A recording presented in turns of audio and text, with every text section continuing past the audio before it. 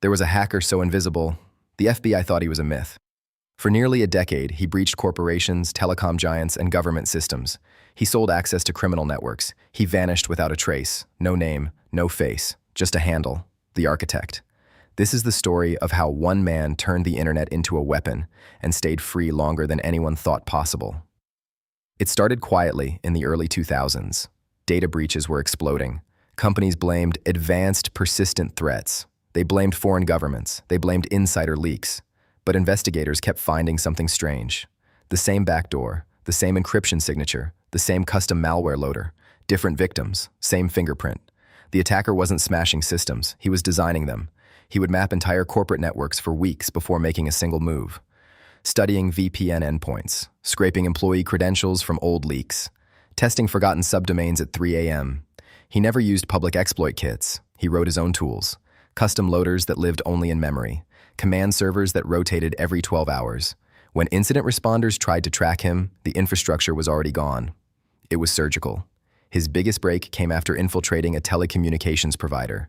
From there, he accessed internal routing data, SIM provisioning systems, law enforcement metadata tools. He wasn't stealing money, he was stealing access to phone records, access to call forwarding, access to identity verification systems, and that's when underground forums lit up. Criminal groups were suddenly bypassing two-factor authentication. Crypto exchanges were drained. High-net-worth individuals were SIM swapped overnight. Behind the scenes, someone was supplying the keys. The architect had built a business. Investigators across 3 countries began coordinating. Patterns emerged. His command servers were bouncing through bulletproof hosting providers in Eastern Europe. His traffic masked through chained VPNs, payments moving through privacy coins and tumblers. But he made one mistake.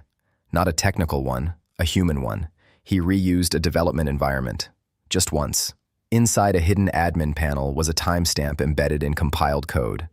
That timestamp aligned with a specific time zone, and one small debugging string, left in English slang unique to a particular region. It narrowed the search, from global to continental to city. Law enforcement subpoenaed an ISP connected to one of the transient servers.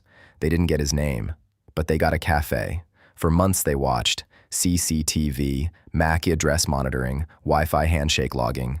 Every day around 2:17 a.m., the same laptop would appear, connect, disappear, no browsing, no social media, just encrypted outbound traffic.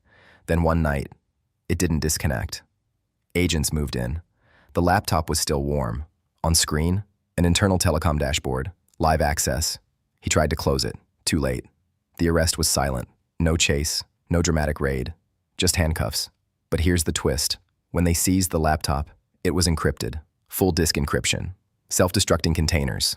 Deadman switches tied to login attempts. He never gave up the password. And without it, the evidence chain was thin. Years of digital activity, and almost nothing usable in court. He eventually faced charges tied to infrastructure fraud and identity crimes. But the scale of what he had done, much of it remained unproven. To this day, cybersecurity analysts debate how many breaches were truly his. Some say dozens, some say hundreds, because the real power wasn't in stealing data. It was in understanding systems better than the people who built them. He didn't brute force the internet. He architected it. The scariest part? There are more like him, quiet, patient, watching, and somewhere right now, someone is mapping a network that doesn't even know it's already compromised. If you enjoyed this deep dive into real cybercrime stories, subscribe to Digital Fox, because the next breach might already be in motion.